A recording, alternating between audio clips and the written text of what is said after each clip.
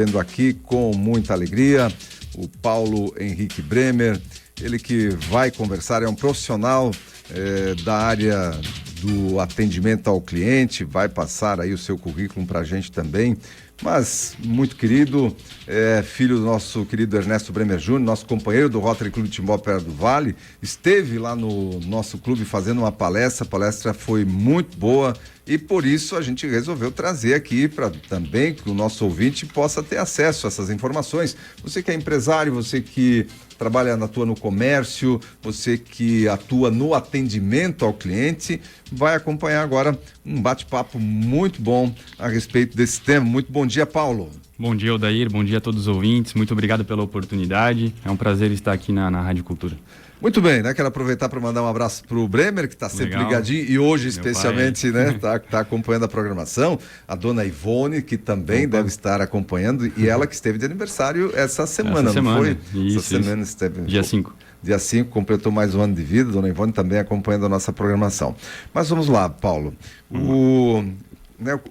O que te capacitou para estar falando sobre o atendimento e o relacionamento com o cliente? Qual é a tua formação, qual é o teu currículo hoje? Então, eu sou advogado, né? Tive a experiência, a oportunidade de fazer pós-graduação em Direito Civil e Empresarial, especialização em Processo Civil e também em Direito Consumidor. Minha atuação durante 12 anos, muito desses 12 anos, esteve voltada à área do atendimento ao consumidor e também a diversos clientes internos e externos, B2B, B2C, como a gente vai acabar vendo durante a conversa, né? Então, assim, a área de relacionamento com o cliente, ela é uma área de extrema importância, né? A gente pode trazer o começo da mudança a partir da Revolução Industrial. Pós-Revolução Industrial, final do século XVIII para XIX, naquele momento, o comércio deixou de ser uma atividade meramente de artesãos, né? Ele ganhou corpo, ganhou força, ganhou estrutura e foi visto já naquele momento, naquele instante, a importância do cliente. Então, até então, logo quando surgiu a importância do cliente, pós-Revolução Industrial, a interação do cliente com a empresa ela é totalmente pessoal. Então, o cliente precisava se deslocar até a empresa, levar o seu produto, levar a sua insatisfação com o seu serviço, para que tivesse, então, uma tratativa sobre aquilo, né? Logo depois, passou, então, a vir a invenção do telefone. Com a invenção do telefone, facilitou um pouco. Ainda assim, era um processo muito demorado e caro. Por quê? O telefone, no primeiro momento, o originário, né, fazia ligação, caía por uma telefonista, uma intermediária, que daí então transferia a ligação para o destino final. Então esse processo ele era extremamente caro e demorado, né? Fora o fato de que quem conseguia ter um telefone. Exatamente, eram pouquíssimos, né? Pessoas físicas praticamente poucas, né? Se não nulas, né? Mais empresas, estruturas já, né? Que comportassem ter um telefone, né? Ok, depois veio a central telefônica, central de atendimento, a central telefônica, e a central ela trouxe a possibilidade de fazer ligação direto para o destino final, sem uma telefonista intermediando a ligação. Então, isso também já barateou os custos e tudo mais. Porém, ainda assim, o cliente precisava se deslocar para resolver ou para levar o produto, né, até a empresa para resolução ou alguma tratativa. Somente depois, com a invenção dos computadores e da URA, que vieram alguns serviços de autoatendimento, já serviços de respostas e informações à disposição do consumidor, né, ou do cliente. Porém, quando veio o boom da internet e mais propriamente das redes sociais, isso a gente sabe que revolucionou o mercado todo, né? Não só a nossa vida pessoal, mas a nossa vida profissional também, né? Então, com as redes sociais, a gente está falando hoje em questão de atendimento ao cliente, em multicanalidade, ou seja, a empresa ter diversos canais à disposição do cliente para que o cliente possa escolher por onde é o melhor caminho a ele, né? A gente está falando também de autoatendimento. O autoatendimento seriam os chatbots, né? Os programas de resposta automático.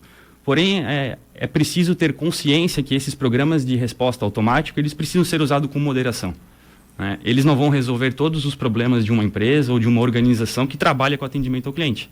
Ele é apenas uma das ferramentas, né? Exatamente. Essa é uma... Porque muitas vezes você quer automatizar tudo, ou o nível de automação, ele gera também um nível de artificialização do atendimento. E as pessoas Perfeito. gostam de ser atendido por gente. Perfeito. Né? Atendimento humanizado. Esse é um dos grandes conceitos que gira em torno da área do atendimento ao cliente, né? E lógico, vai utilizar ferramentas? Vai. A tecnologia está à disposição para auxiliar. Mas para tomar conta de tudo é muito complicado, né? Então a gente pode dizer que, lógico, quando era artesanal, cada um fazia o seu, fazia as trocas, o escambo ali, enfim. Aí começa então a produção em escala, né? A Revolução Industrial traz a produção em escala e as empresas precisam começar a vender a sua produção. Aí começam a buscar os clientes, mas ainda assim muito precariamente. Perfeito. Muito ainda o cliente tendo que correr atrás. Mas na medida em que isso vai se potencializando, a produção vai se tornando cada vez maior, mais automação ligada também aos processos produtivos, mais quantidade, mais modelos, mais. Agora, agora o cliente passa a ter a importância porque eu preciso chamar a atenção para o meu modelo, porque o mercado celular tem esse modelo aqui, tem mais 20 Perfeito. modelos. Eu preciso chamar a atenção para o meu, e aí as empresas precisam achar a forma de que o cliente preste atenção no produto dela. E aí? Exatamente. Antigamente as empresas elas impunham ao mercado, né? Então as pessoas não tinham como, senão atrelar aquilo que estava sendo colocado a ela, na frente dela, né? Hoje não. Hoje a gente está falando de globalização da economia, integração da economia ao mercado, a competitividade, como comentasse, Odair. E também a questão da comunicação, né? A comunicação na era da internet. Então, isso tudo dá ao consumidor, ao cliente, poder de escolha. Por que poder de escolha? Ele que vai ditar onde que ele vai comprar, como e quanto que ele vai pagar. Então, até isso, né? Ele já criou essa consciência desses 3 principais pontos. Então, realmente, a informação na palma da mão, né, dá ao consumidor esse poder que a gente vê, né? Então, o consumidor ele acabou se tornando mais crítico, mais bem informado. Aliás, às vezes o cliente, o consumidor, ele é mais bem informado que os próprios atendentes. Isso é um problema. É um problema gravíssimo. Então, esse é um dos primeiros indicativos que algo precisa ser feito. Até porque, até me adiantando um pouco, mas a área de atendimento, ela reflete a empresa. É o primeiro contato do cliente com a empresa. Então, é importantíssimo que essa área ela seja bem vista. E quando a gente fala de atendimento, não é simplesmente atender o cliente bem, mas é tratar ele bem, é satisfazer as necessidades dele e hoje em dia também já é superar as expectativas dele. Então esse é um ponto, né? As empresas elas precisam sair daquela linha normal que vinha sendo, né? Que era o quê? Colocar simplesmente o produto ou o serviço no mercado e aguardar uma compra. Hoje não, elas precisam ir atrás realmente, né? Então o consumidor ele não busca somente produtos e serviços, ele está atrás de soluções. Esse é o ponto principal, né? E por isso, por essa visão dele, por essa nova modalidade dele negociar no mercado, ele vai aceitar pagar mais se ele tiver qualidade. Então, esse é um ponto muito importante, né? A partir do momento que a empresa investe nela, ela está investindo no seu cliente e automaticamente o retorno vem também. Isso é fato mesmo. Muita gente que está ouvindo a gente, acompanhando a gente, sabe disso. Muitas vezes a gente sabe que está pagando mais caro, mas sabe também que está levando um produto melhor. Perfeito. Se tiver que entrar em contato com um suporte, ninguém quer se incomodar ou ninguém quer perder muito tempo, né? A ideia é que isso seja... Tempo. Acho que você falou também, tocou numa palavra-chave hoje para todo mundo, tempo. Perfeito, exatamente. A gente tem todas as ferramentas à disposição para tornar a nossa vida mais prática e rápida. Né? Claro, tem alguns pontos aí de limites e tudo mais que a gente precisa encontrar, mas quando a gente fala de atendimento, é importante considerar o tempo. O tempo é um fator importantíssimo no atendimento, né? Afinal, tu está lidando com o tempo do teu cliente, né? Então, tu está agregando nesse tempo ou tu está desperdiçando o tempo dele? Esse é um ponto que a gente precisa estar sempre atento, né? Só para entender um pouquinho, tem uma pesquisa da Salesforce. A Salesforce é uma da líder mundial, né, em tecnologia e soluções voltadas para a área de atendimento ao cliente. Ela diz o seguinte, que 73% das empresas, né, que os consumidores, esperam que 73% das empresas se adaptem às suas necessidades. E 62% falam que aguardam que as companhias enxerguem quais são os comportamentos deles e as ações deles. Então, veja, são números muito expressivos que mostram que o cliente ele está aguardando algo vir realmente, né, para ele. Alguma coisa de diferente. Então, ele realmente está tendo essa visão do poder dele. Exatamente, até porque o cliente sabe, ele tem na frente as várias opções. Perfeito. Então é aquele que chegar primeiro, aquele que encantar primeiro, aquele que mostrar o seu valor primeiro. Essa palavra encantar faz parte do conceito de atendimento. Essa palavra é a que move, né? Porque o cliente, quando ele entra em contato com a empresa, ele vai passar por uma jornada, né? Pode ser curta, pode ser longa, mas ele está passando por uma jornada, uma experiência com a empresa. O encantamento é a solução. Tu tem que encantar o teu cliente. Então é ele ser bem atendido, é ele ser bem tratado, né? Com cortesia, né? Sorriso no rosto, então postura. Então são vários aspectos que a gente olha quando se fala em atendimento, né? E quando a gente fala em encantar, eu acho que não tem que ficar aquela imagem, que o cara fica boca aberta, com aquela... Não, são detalhezinhos importantes. Exato. O encantamento é aquela coisa que chamou atenção. Opa, despertou uma atenção, deu conexão ali entre o cliente e o... Perfeito. Às vezes uma gentileza de abrir uma porta já é o suficiente, né? Para gerar conexão. Para gerar uma conexão, né? E uma outra pesquisa é uma pesquisa da Deloitte. Deloitte é uma das grandes auditorias do mundo, né? Ela tem uma pesquisa chamada Millennium. Essa pesquisa Millennium fala o seguinte, que as empresas de hoje devem focar-se no propósito do seu negócio e não apenas nos produtos, serviços e no lucro. Ou seja, é o propósito do negócio, né? E como é que a empresa pode focar no propósito do negócio? Por duas vertentes.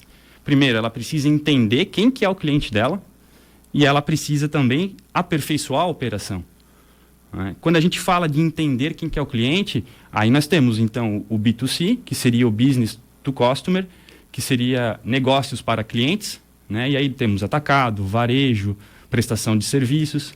Aqueles que vendem para outras empresas. Empresas vendendo para empresas, é mais ou menos isso? No B2C, não. O B2C é para o consumidor final, para o destinatário final, né? Certo. No B2B, sim, que seria o business to business, aí então seria negócios para negócios, né? Então empresas vendendo para outras empresas transformarem, revenderem, ou então existe consumo também em relação entre empresas. Em que sentido? Quando uma empresa compra, por exemplo, produtos de limpeza para manter a organização do seu espaço. Ela não está colocando aqueles produtos, agregando em algum outro que ela está produzindo para colocar no mercado. Não, ela está utilizando para ela mesma, né? Ou, de repente, ela instalou um ar-condicionado nesse ambiente aqui para refrigerar. Não faz parte da entrega da empresa, mas ela é considerada como consumidora também, como cliente também. Muito bem, e essas relações são diferentes, mas especialmente quando a gente fala são entre empresas... São entre CNPJs, mas são entre pessoas. São entre pessoas, exatamente. Tudo é pessoas, né? E assim, qual que é a diferença de comportamento do B2C para o B2B? O B2C, que seria a pessoa física como destinatário final do produto ou serviço, somos nós, pessoas físicas que estamos ali fazendo compras no dia a dia, né?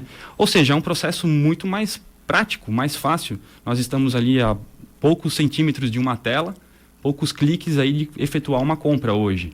Então, o que acontece? Qual que é o nosso fator principal para fazer uma compra? Pessoas físicas. É o fator emocional. Ou a gente gostou daquele produto, sentiu, de repente, um apreço por aquele produto, ou ouviu um influenciador que a gente gosta falar sobre aquilo, né? Então, tem alguns fatores que acabam influenciando a compra, mas eles serão fatores emocionais, né? E os tickets de venda das pessoas físicas normalmente são mais baixos se comparado com os tickets de venda de negócios para negócios, B2B. Né? Até porque no B2B, o processo de compra ele é muito mais complexo, né? Dentro de uma empresa, para iniciar um processo de compra, isso passa por várias etapas, por várias áreas. Muitas vezes essa necessidade de compra nasce num projeto de engenharia, num desenvolvimento, ou numa ideia de marketing. Então, a partir dali que vai se desenvolvendo uma necessidade de compra. Então, imagina o quanto que isso pode levar de dias ou até meses para que uma compra seja efetuada, né? E uma empresa não vai fazer uma compra por um fator emocional, ela vai fazer a compra por um fator racional. Ela vai considerar muito o que comprar e como comprar isso. Ter o melhor suporte à disposição dela também, né? Então é um fator totalmente racional. Mas a gente, como pessoa física, muitas vezes também se deixa levar por fatores emocionais na compra. A empresa, né? A empresa já comprador lá da empresa, as pessoas que compram por uma empresa, já naturalmente já tem a pressão de custo e tal, então a Exato. compra tende a ser mais racional. Mas o consumidor final, a gente muitas vezes é levado por fatores emocionais, inclusive, né? Sim, sem dúvida, sem dúvida. É o que move justamente o consumidor final, é a compra emocional, né? É o fator emocional, que é desencadeado por várias razões, né? Ou por um apreço, como eu comentei, ou realmente por ter ouvido algum influenciador que a pessoa, né? Pois é, você bateu num ponto influenciador, né? Uhum. Porque você falou ali de que são importantes os valores da Perfeito. empresa, a empresa não ser levada só pela questão lucro, enfim, mas ela ter os seus princípios Propósito, e valores, né? o seu propósito. Mas essa questão dos influenciadores também tem um certo limite, né? Porque quando o público também hoje é muito ligado, Exato. se aquilo é só um comércio, ou se o camarada que está falando lá está falando mesmo que ele usou aquele produto. Então, os exageros ali também o público percebe, tem que se cuidar com isso, né? Sim, com certeza. Os exageros, eles têm que ser comedidos ali pela empresa, né? Esses riscos precisam estar mapeados e muito bem definidos antes de lançar uma campanha ou um projeto nesse Quem sentido. vai representar a tua marca, Perfeito, né? é. Porque não pode ser alguém que só vai ganhar dinheiro para representar a tua marca. Se for nisso, fatalmente, em algum momento vai cair numa falha, né?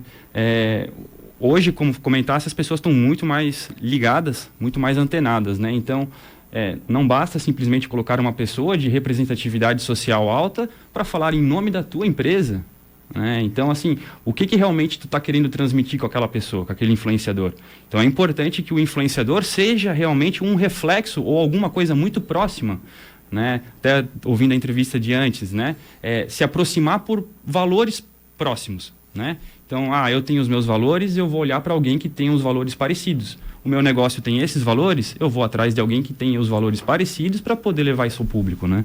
Muito bem, o Paulo, essa questão de mudança na mentalidade, no mindset e a operação ter foco no cliente, como é que uma empresa hoje pode começar a trabalhar com isso? Perfeito. Bom, para começar essa questão ali, a centralização da operação no cliente, isso é muito importante, né? Então, a centralização da operação no cliente envolve todas as áreas da pré-venda, inclusive pós-vendas, e também as áreas administrativas. É realmente a empresa como um todo estar pensando no seu cliente, tá?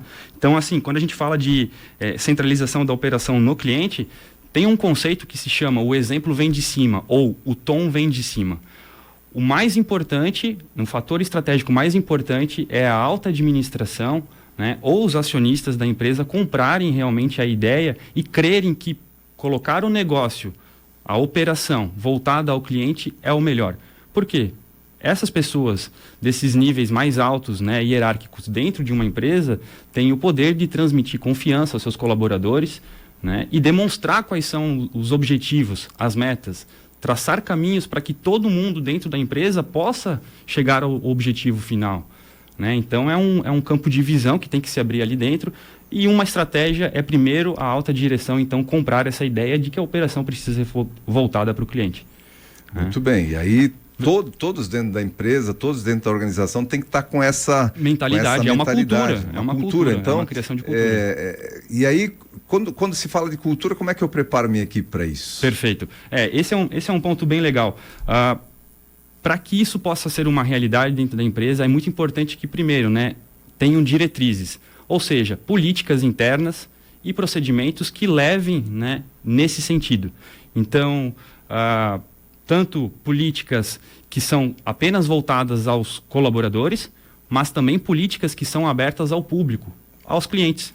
Existem políticas de relacionamento que hoje são abertas ao público para que seus clientes saibam como que é a política interna da empresa, né, com relação ao atendimento, por exemplo. Mas não só isso. Um dos fatores mais importantes é ter uma equipe motivada, né? Hoje a gente vê muitos profissionais de atendimento iniciando a sua carreira profissional ali, na área de atendimento, o que não tem problema nenhum, certo?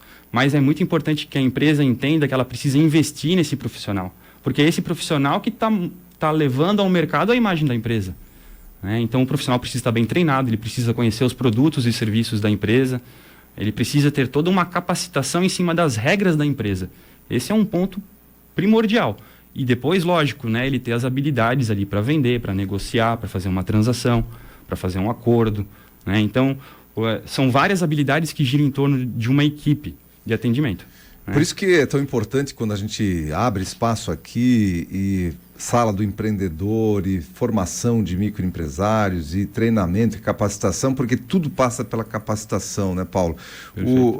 As pessoas precisam aprender, apesar de serem coisas simples, quando a gente fala aqui em política, em processo, são coisas simples, é como eu vou fazer determinadas atividades, determinar isso, treinar as pessoas. Você falou, isso é importante, né, porque você falou aí que muitas pessoas começam a sua carreira na área de atendimento e aí, por isso, aí as pessoas, teoricamente, as pessoas mais despreparadas dentro da empresa vão estar lá na linha de frente. Perfeito. São o primeiro contato que o cliente vai ter com aquela organização, com aquele produto. Então, tudo passa por capacitação, por treinamento. Exato. A primeira impressão é que fica, certo? Se for o primeiro contato daquele cliente com aquela empresa, pronto, né? Isso já fica uma mancha. Para conseguir voltar a isso é muito difícil. Até porque tem uma estratégia de marketing que é muito importante, que ela diz o seguinte: conquistar e reter. Tu conquista o cliente e tu retém ele. Não deixa ele sair da tua base de clientes. Por quê? Para tu conquistar um novo cliente custa, em média, de 5 a 7 vezes mais caro do que reter um. Que já foi conquistado. Que já foi conquistado lá atrás, já foi tido uma investida, né? Exatamente. Então é muito importante manter, né? Não só isso, melhorias de processos também é um fator, né, que vai fazer com que a empresa consiga chegar nesse propósito. Então faz parte, né, mapear os processos da empresa que tratam de atendimento ao cliente, seja pré-venda ou pós-vendas, ou os dois, e realmente melhorar o processo. Sempre tem alguma coisinha a fazer. Aliás, é uma evolução constante, é uma evolução contínua, tá? Exatamente. E aí a gente entra num fator que é o seguinte: hoje você precisa ter o básico. O básico é você ter um bom produto, você ter uma equipe qualificada de venda, você conseguir colocar o teu produto no mercado e depois você ter um atendimento pós-venda. Se for um produto que pode dar manutenção, então você tem esse pós-venda, essa manutenção, essa garantia, enfim. E essa base, ela tem que estar muito consolidada para que você possa fazer o adicional, que é o encantamento, que é aquela coisa de chamar a atenção do cliente, de reter o cliente. Mas essa base, por mais que ela pareça tão óbvia, essa é a grande dificuldade das empresas. Exatamente, a grande dificuldade. Um ponto importante que colabora com tudo isso seria a análise de dados. Hoje é indispensável, basicamente, em todo negócio que quer ter a médio e longo prazo lucros prósperos, que faça análise de dados. Por quê? Toda aquela questão que a gente falou do globalização, competitividade, mercado, integração da economia, para tu sair da competição, tu precisa analisar dados. Hoje em dia não tem como. Né? Tu vai analisar os dados dos teus históricos anteriores de venda, de negociações, para saber quem de fato é o teu público, mas não só saber quem que é o teu público, mas como atingir ele de uma maneira que ele agregue de novo ao teu negócio, né? Que ele faça mais compras, que ele se fidelize contigo enquanto cliente. Então, analisar dados hoje é indispensável. Por isso que manter históricos e registros de todos os atendimentos é muito importante. A partir deles que serão tirados indicadores. Tal do CRM. Perfeito. O CRM é a plataforma aí que vem justamente para colaborar com tudo isso, né? E eu sempre digo o seguinte: a gente falou antes da questão do atendimento humanizado, né? A ideia é que as empresas não tenham apenas o CRM. E também não tenham apenas uma área de atendimento humanizado, mas que elas trabalhem em parceria com a tecnologia e com a questão humana. Justamente, né? Porque só as pessoas elas não conseguem guardar toda a informação histórica de clientes e do volume de movimentação. E só o CRM por si só também não vai gerar o atendimento necessário e a extração, estratificação e utilização correta e o gerenciamento daquela informação para gerar e manter negócios. Né? Sobre essa ideia de propósito que a gente estava comentando, tem um case que eu gostaria de compartilhar aí com todos, que é o da Johnson & Johnson. Em 1982, houve uma crise em cima do medicamento Tylenol. O que aconteceu na época? Lá na região de Chicago, nos Estados Unidos, 7 pessoas morreram envenenadas devido a cápsulas adulteradas do medicamento. Então, essas pessoas, quando aconteceu essa crise ali, desse medicamento adulterado da Tylenol, o presidente da Johnson & Johnson imediatamente mandou recolher de todas as prateleiras do mercado americano o medicamento Tylenol. E ele fez isso de forma imediata, sem nenhuma ação governamental, sem nenhum órgão solicitando tal medida. né? E muito menos veio uma solicitação dos acionistas. Ele tomou essa decisão pela posição que ele tinha enquanto presidente. Mas por que ele fez isso? Porque a empresa Tilenol tinha lançado um credo um pouco antes. E esse credo falava o seguinte: em primeiro lugar vinha a satisfação dos clientes, em segundo lugar a satisfação dos colaboradores, em terceiro lugar a satisfação da sociedade local, da comunidade local, e em quarto lugar as necessidades e a satisfação dos acionistas.